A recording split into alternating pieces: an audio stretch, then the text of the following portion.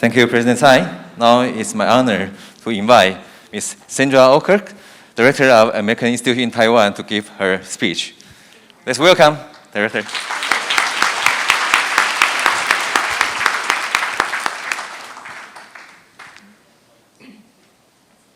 Give me a moment to get organized with the mask and the flowers and everything. There's a lot going on up here on the podium. So I'm going to start by saying, President Hsieh, Chairman Hsieh, distinguished guests, friends, good evening. It is a delight to be here with you tonight. I'm going to take this opportunity to discuss AIT's approach to policy as the second year of the Biden-Harris administration begins. And I'm going to start off by saying, and repeating something that you probably already know, that AIT is committed to working with counterparts here in Taiwan to advance a shared vision for the Indo-Pacific that is free, open, resilient, and inclusive. Since I first lived here in the early 90s, Taiwan has developed into an advanced economy and a vibrant democracy, and the US-Taiwan partnership has steadily deepened. At the same time, the United States and Taiwan face a regional and global landscape that is more challenging and complex than ever. As you are all aware, the US relationship with the People's Republic of China faces distinct challenges in a number of areas, including trade and human rights. We also have deep concerns about China's alignment with Russia, especially following the brutal and unprovoked invasion of Ukraine. As Secretary Blinken has said, China is already on the wrong side of history when it comes to Ukraine and the aggression being committed by Russia. The response to Vladimir Putin's war of choice, though, has been unity among world leaders. The United States and more than 30 allies and partners, including Taiwan, representing more than half of the world's economy, have made good on our commitment to impose massive consequences on Russia.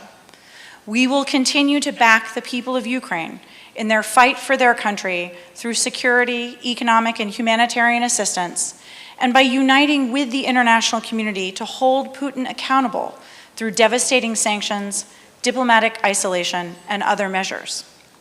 Here in the Indo-Pacific region, America's effort to resolve and manage differences with the leadership of the People's Republic of China faces distinct challenges.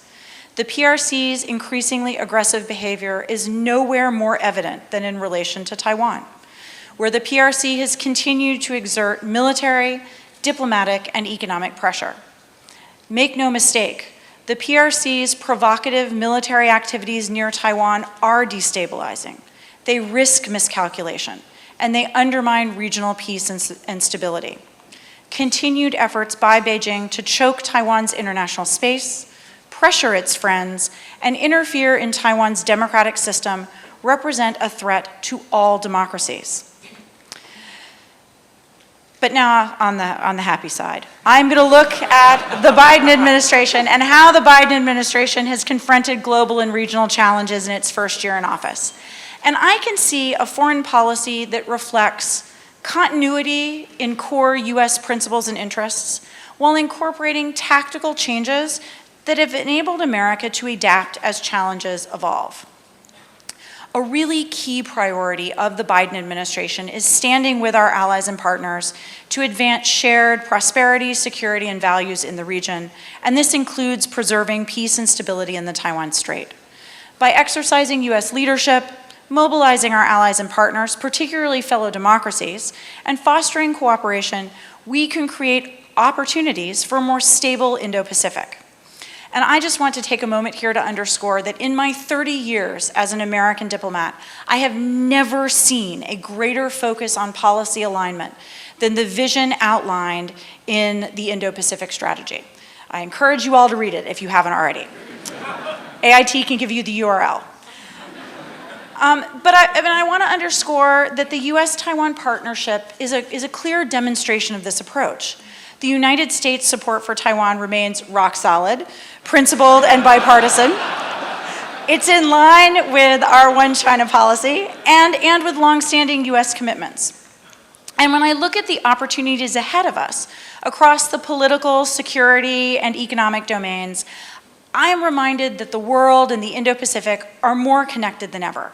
And in order to advance our global and regional goals, we will need bold leadership, democratic allies, and robust international cooperation.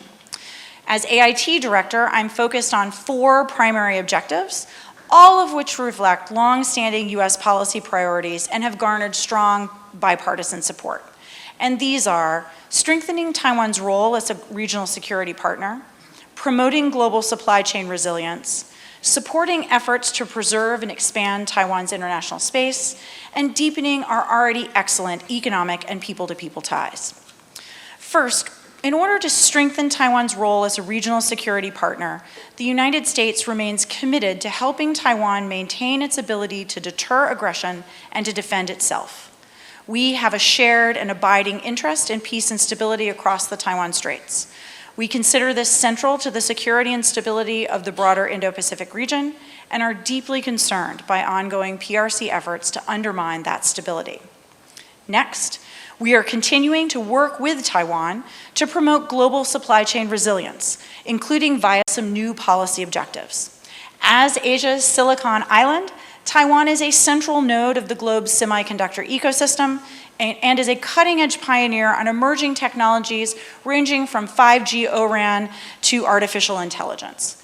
The pandemic-related supply chain dislocations we have all faced over the past 2 years brought the need to work together to build secure and resilient global supply chains to the top of the agenda. Taiwan plays a crucial role in these supply chains, particularly in critical technologies like semiconductors. In their phone call in early December, U.S. Commerce Secretary Raimondo and Minister of Economic Affairs Wang stated their intent to cooperate through a new technology, trade, and investment collaboration, the TTIC framework, under which the Department of Commerce and partners here in Taiwan will aim to develop commercial programs and explore ways to strengthen supply chains. Under this framework, both sides are already cooperating on diversifying critical supply chains and related ecosystems to facilitate mutually beneficial investments in key sectors such as semiconductors, electric vehicles, cybersecurity, 5G, and renewable energy and energy storage. Working groups on each of these topics have already met and are making considerable progress. AIT's commercial section is also now organizing visits by robust industry-focused delegation to many parts of the United States that will take place this summer. This outreach, along with events AIT will organize, some with AmCham, here in Taipei, will help our economies build scalable ecosystems and enhance collaboration between and among companies, research institutions, and innovation centers. Now, in addition to our work on supply chains, one important and growing focus for bilateral cooperation that also bridges the sort of security and economic space is the urgent need to more effectively counter cybersecurity threats.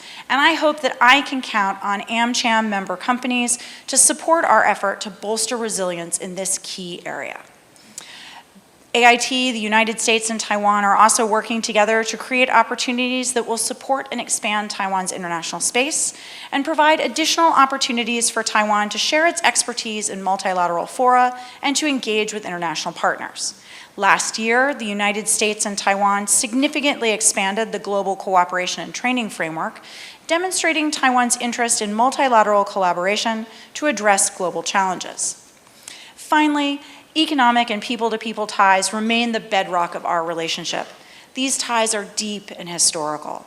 I spoke earlier about working together to strengthen global supply chains for high-tech industries. However, the U.S.-Taiwan economic relationship is broader than just one industry, as evidenced by the broad range of industries represented here tonight. In 2021, Taiwan was the 6th largest consumer of U.S. agricultural products and was our 8th largest trading partner in goods. Of our top 10 partners, only Canada and Mexico trade more with the United States on a per capita basis. That is an amazing place to be in.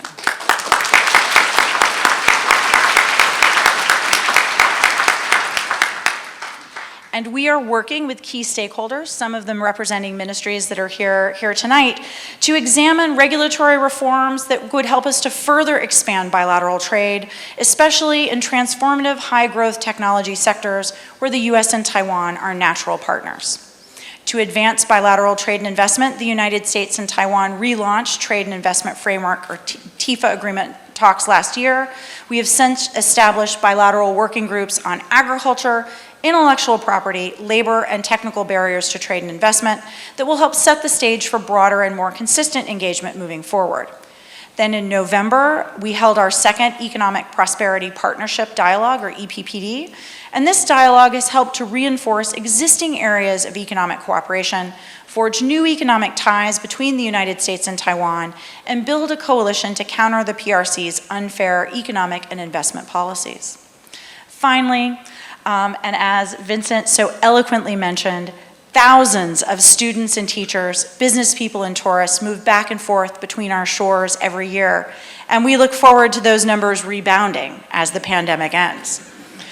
And this seems to be a really long list, and I promise you I'm almost done.